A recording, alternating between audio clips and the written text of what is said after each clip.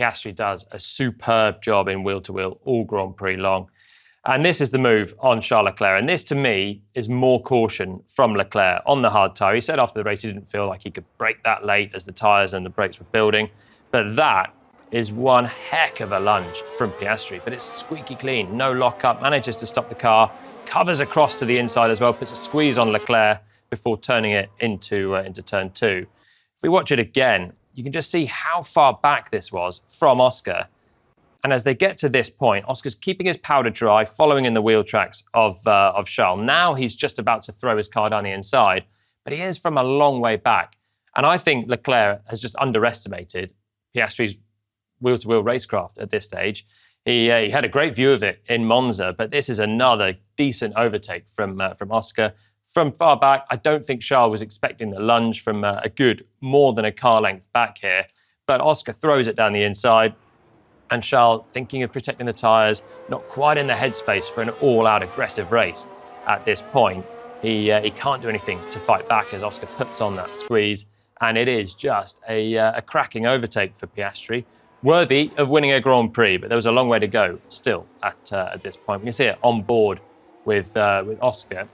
And you can see once again how big the lunge is. So we get a blinking red light as Leclerc's car starts to harvest a bit of energy down towards turn 1. But really, the straight in Baku is so long, it's difficult not to have that. And Piastri doesn't gain too much at this point. But look at this. It's got a nice open gap to try and fire a lunge, but it is a great send from Oscar, catching Charles unaware.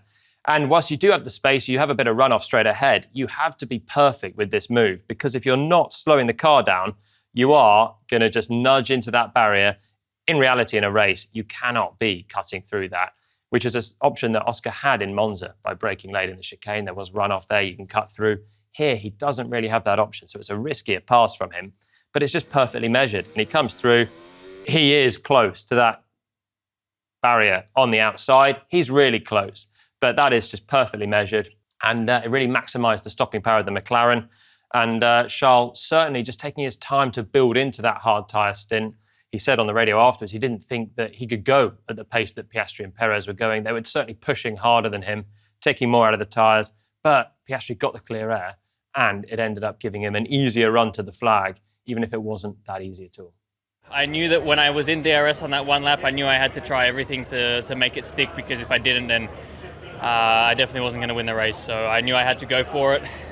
Once I pulled it off, I was like, okay, I'll try and get a bit of a gap with clean air, but yeah, I just couldn't break DRS, and to hang on for so long, with very, very few mistakes, I think definitely one of my best drives.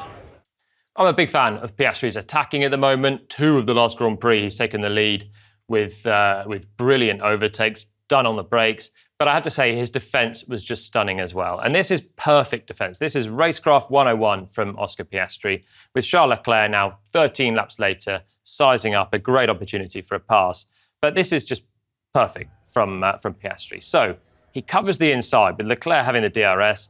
Piastri covers the inside. It's not too late, but at this point, he makes himself on the inside. He's not going to be passed in that tiny gap to the pit wall. So it's one clean move. It's not a late jink. There's nothing sketchy about this one. But he ushers Leclerc to the outside. Then we get this part here where Piastri then moves towards the racing line, but he leaves the car width on the outside for Leclerc. So it's fair racing from Piastri, but he has to open up the corner. Otherwise, he's going to be hook, line and sinker done on the exit of turn 1. So he opens the corner up, but gives Leclerc enough space, and then manages to sweep back to the inside to protect into turn 2, once again leaving a car's width on the outside for Charles. And there's really not much that Leclerc can do here, because Piastri is always taking the inside and then having the stopping power. He's good on the brakes, and you can see on board with Leclerc here, coming through, nowhere to go on the inside. Piastri is good on the brakes. He's able to stop the car and then also get the traction and manage to cut off the inside again. But I like that it's hard racing, it's fair racing, and it's really effective defence as well from Oscar Piastri. He's able to rotate the car from the non-optimal line and not lose speed down the end of the straight as well. But this fight went on and on through the race. It was really dramatic to watch and see such a great chase. There's just one shot that I love, which I think I had to just include because it epitomises the racing of these two through this Grand Prix. It's the sideways moment out of the final corner. You got Piastri coming through, pushing so hard, but Leclerc fighting the car so hard as well. And lap after lap, these guys were going at it. And that really just epitomised the fight between the two of them. I thought they were both brilliant through the weekend. But fundamentally, Oscar Piastri's racecraft won in the race. And I think the Ferrari was the quicker car.